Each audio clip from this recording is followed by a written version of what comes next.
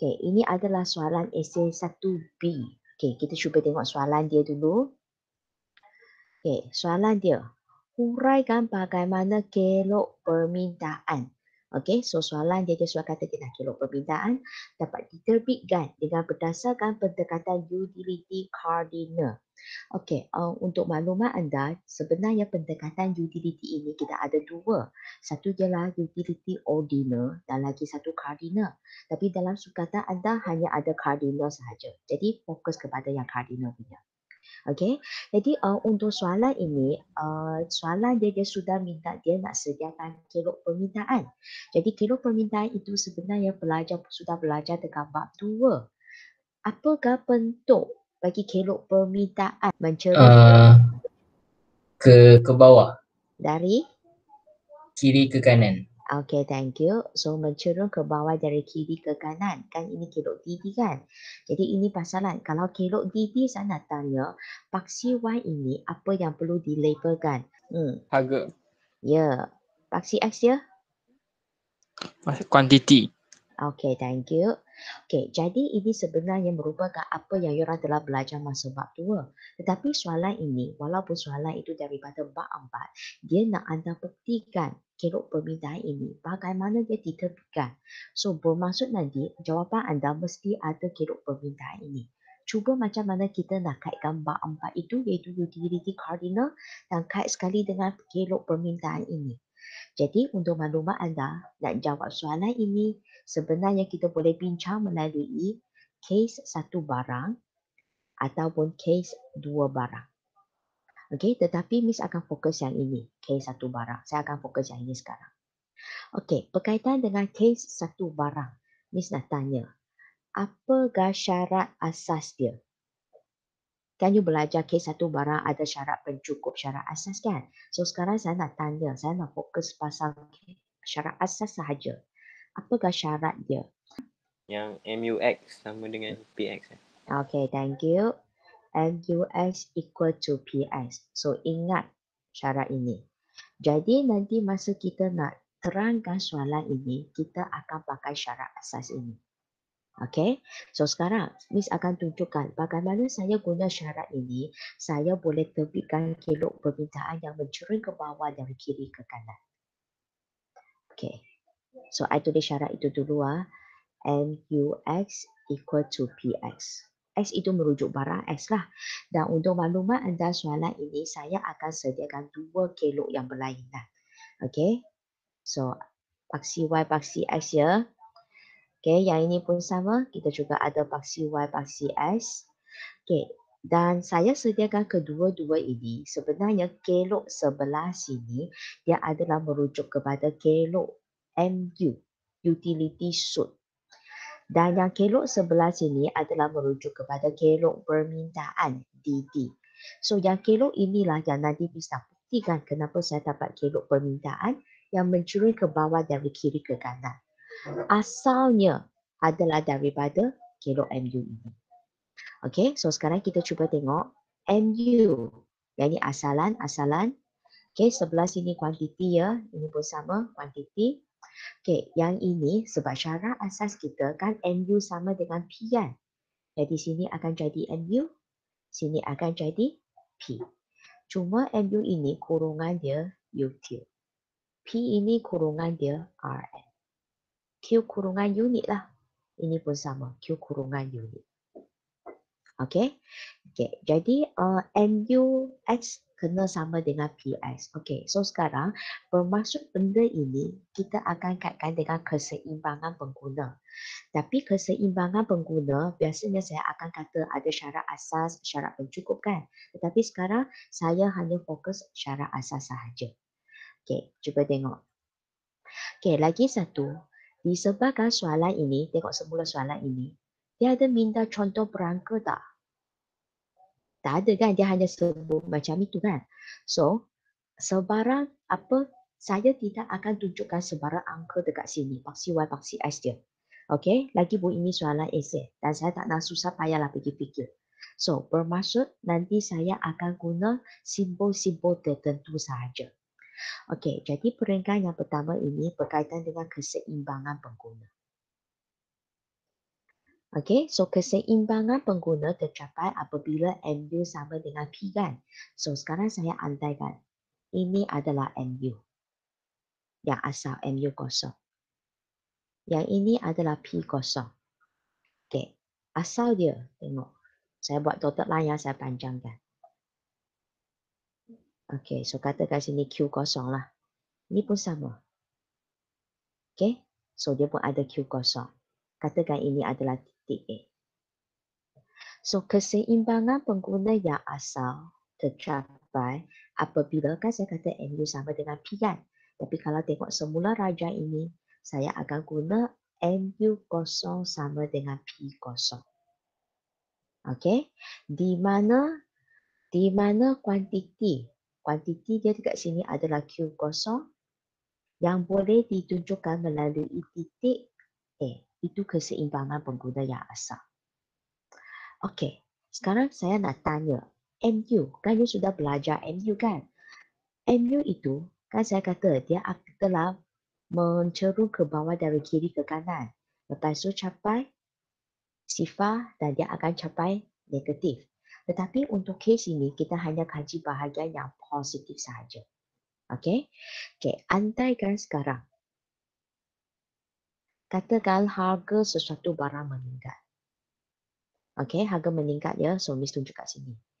So, yang asal itu dia capai keseimbangan dah. MU kosong sama dengan P kosong. Sekarang harga dia sudah jadi kat sini. Harga meningkat jadi P1. MU saya masih MU kosong. Adakah sekarang saya mencapai keseimbangan? Tak capai. Kenapa? Apakah hubungan P dengan MU? Hubungan dia mesti sama. MU sama dengan P. Sekarang tak sama kan? Apakah hubungan dia? Apa lebih besar daripada apa? MU lebih besar P ke? P lebih besar MU ke? MU lebih kecil, P lebih besar daripada MU. Okey, ataupun dengan reti kata lain, MU kurang daripada P kan? Okey, thank you Faris.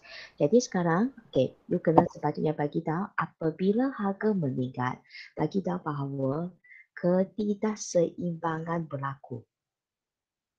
Okey, ketidakseimbangan ini merujuk ketidakseimbangan pengguna lah. Okey, kenapa ketidakseimbangan berlaku?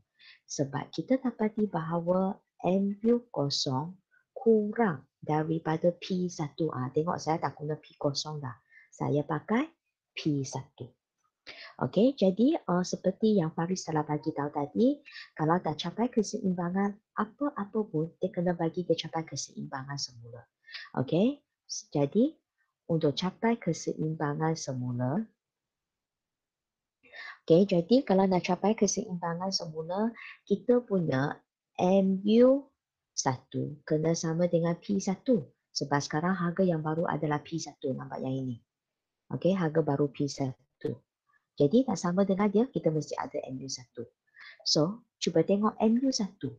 MU1 saja sepatutnya berada di atas MU0 ke berada di bawah MU0? Atas. Atas. Okey, tunjuknya. Jadi MU1 akan berada di sini. Barulah sama kan? Cuba tengok. Sama. Jadi kalau kita dapati bahawa MU1 itu berada di atas, bermaksud MU kita telah bertambah ke berkurang? Bertambah. Okey, thank you. Jadi untuk mencapai keseimbangan semula, MU kita perlu ditingkatkan supaya kita dapat mencapai MU1 sama dengan P1. Okey, jadi sekarang ada satu part lagi. Dekat sini ada satu hukum yang kita belajar. Kita dapati bahawa MU kamu sudah naik kan? Okey, jadi hukum dia. Hukum apa yang telah dipelajari dekat sini? Hukum utility sud berkurangan. Okay, thank you. Jadi dengan berdasarkan hukum utility sud berkurangan, itulah hukum dia. Hukum dia kita dapati bahawa MU naik. Kalau MU naik, Q sepatutnya macam mana? MU naik, Q dia turun. Okay, thank you. MU naik, Q turun. Itu adalah berdasarkan hukum utility sud berkurangan. Pastikan anda ingat hukum ni ya, hukum utility sud berkurangan. So Q turun. Jadi sekarang Miss akan buktikan kepada anda Q ini dia turun. Okey, kita cuba tengok. Okey. Okey, so sekarang Q turun, nampak? Sebab tadi kata MU naik, Q turun. So MU naik, Q turun. Q sekarang kita Q1. Ini pun sama. Buktikan bahawa Q dia sudah turun. Q1. Ini P1. So dekat sini, tunjuklah satu titik, titik B. Okey. Jadi sekarang kita dapati bahawa sebab MU kita memang, okey, kenapa Q kita turun? Sebab Q tahu bahawa turun ke bawah dari kiri ke kanan. Ini MU. Okey, tadi ini titik dia kan, sekarang ini titik dia. Titik yang baru kat sini.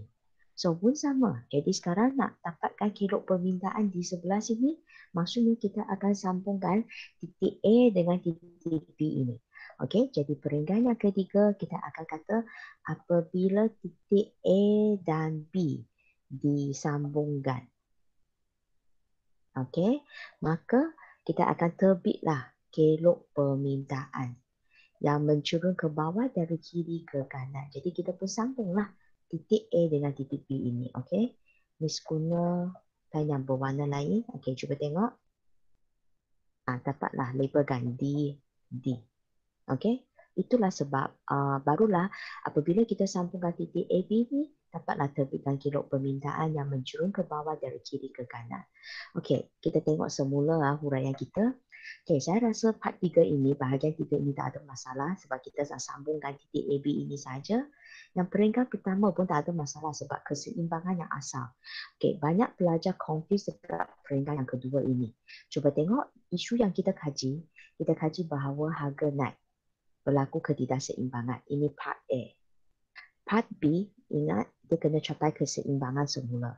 Dan capai keseimbangan semula, ingat kita ada part C, di mana you kena kaitkan hukum utility sud perkurangan. Okey, kita cuba tengok semula. Maka yang diperuntukkan untuk soalan ini 6 kan? Tengok kelok permintaan. Kita berjaya sediakan kelok permintaan yang sedemikian, nampak? Okey, cuma perlu adalah kelok MU ini dengan huraian raja ini. Jadi sekarang daripada 6 markah ini, Miss akan terangkan bagaimana kita nak skor 6 markah. Okey, dekat mana markah dia wujud kat sini. Okey, untuk maklumat anda, sekiranya anda berjaya sediakan raja sedemikian, you akan dapat 2 markah. Okey, which mean balance kita tinggal 4 markah. Maksudnya huraian itu 4 markah lah.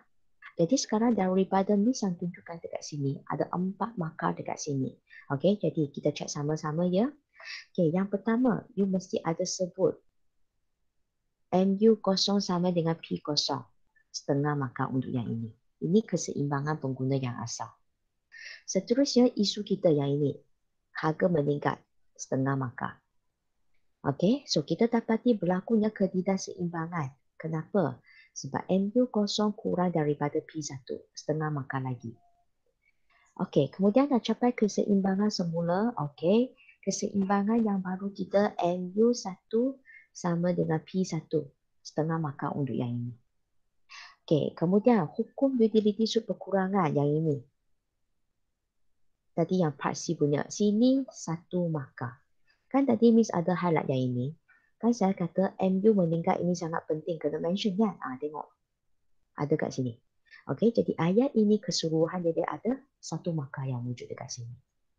Dan akhirnya, apabila titik AB disambungkan terbitlah kelok permintaan. 1 markah lagi untuk yang ini.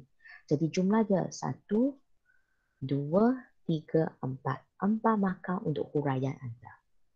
Okey, jadi tahu macam mana nak sediakan kelok ini? Okey, jadi sekarang saya akan go through seorang-seorang tengok siapa yang ada masalah. Okey, Aina. Mida. Yang tu Mida terangkan pakai syarat asas kan? Ya betul. Kalau guna syarat pencukup tu boleh ke tak? Okey, kalau you nak terangkan melalui syarat pencukup, tak salah. Okey, tapi sebelum you terangkan syarat pencukup, you kena guna syarat asas juga. Sebab biasanya syarat pencukup itu kita guna angka itu untuk buktikan P dengan Q dia sahaja. Okey, sebab asal dia, you kena berdasarkan syarat asas juga. Sebab kalau kita tengok semula soalan ini, utility cardinal, kan syarat asas MUX equal to PS kan? Ataupun saya nak tanya, okey, Aina, apakah syarat pencukup dia bagi tahu saya untuk case satu barang ini? PXQX sama dengan income. Sama dengan income yang ini kan. Okey, cuba tengok syarat ini. Ada berkaitan dengan utility tak, Aina? Tak ada. So kalau katakan tak ada, you hanya guna syarat ini untuk terangkan, bermaksud you hanya boleh terangkan kelok permintaan ini saja. You tak berjaya kaitkan dengan utility cardinal. So bermaksud tidak memenuhi kehendak soalan. Okey ke Aina? Okey. Jisha? Miss, Ya. kalau beri contoh PX tu berapa harga dia, salah ke semua tu? Okey, kalau katakan Jisha nak masukkan contoh perangka tak salah. Cuma sekarang mungkin anda boleh sediakan contoh perangka itu sebab I rasa mungkin tengok buku kan. Tetapi kalau masa perasa, kalau katakan tak ada buku rujukan, okey, kalau you rasa you mampu dan you rasa lebih selesa dengan adanya contoh perangka, you just go ahead. Tapi nasihat saya biasanya saya galakkan pelajar terus letak P0, P1, MU0, MU1. Tak perlu fikir pun sebab kita nak jimat masa. Tak salah kalau you masukkan contoh berangka. Okey, Jisha? Okay, Miss. Thank you, Miss. Okey. Danish? Miss, untuk Ya. nombor 2, boleh Nombor kita balikkan tak? Maksudnya MU1 lebih besar daripada P0. MU1 lebih besar daripada P0. Okey, kalau you kata MU1 lebih daripada P0, itu sudah jadi keadaan yang tak berapa betul. Sebab tadi asalnya MU0 sama dengan P0 ini asalnya. Dan sekarang isu yang saya kaji bahawa harga meningkat. So you fokus MU kamu masih MU0. Tapi harga itu saja yang berubah. Sama ada harga meningkat ataupun harga turun. Boleh ke Danish? Boleh. Boleh ya. So MU1 itu adalah yang kemudian wujud punya nampak dia adalah step yang seterusnya. Okey? Okey, Syashri? Miss, kalau soal ini buat kes 2 barang? Okey, kalau you nak buat case 2 barang, sebenarnya dekat video saya memang ada cerita case 2 barang. Nah, nanti Syashri you boleh tengok video yang berkaitan. Okey, tapi untuk case 2 barang, dia bukan hanya tengok syarat asas saja. Dia ada kait sekali dengan syarat pencukup dan yang itu Miss bagi contoh perangka satu-satu. Okey ke Syashri? Okay, thank you, Miss. Okey. Jadi kalau semua pun tak ada soalan, okey, cuba beri perhatiannya.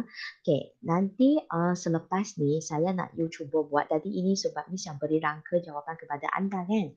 Okey, nanti selepas ini you cuba buat lagi satu.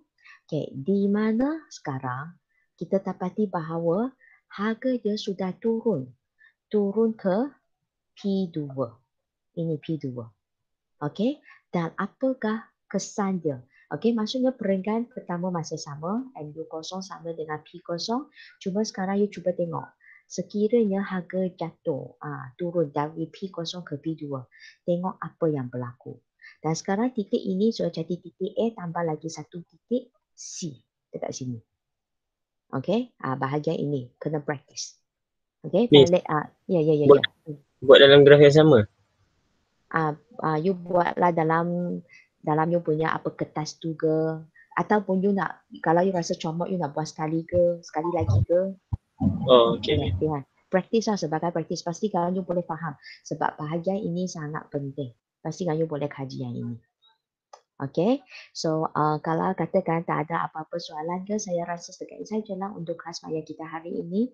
Okey, jadi boleh live meeting. Okey, kita jumpa lagi. Bye-bye. Thank you, Miss. Thank you, Miss. Okay. Thank you, Miss. Thank you, Miss.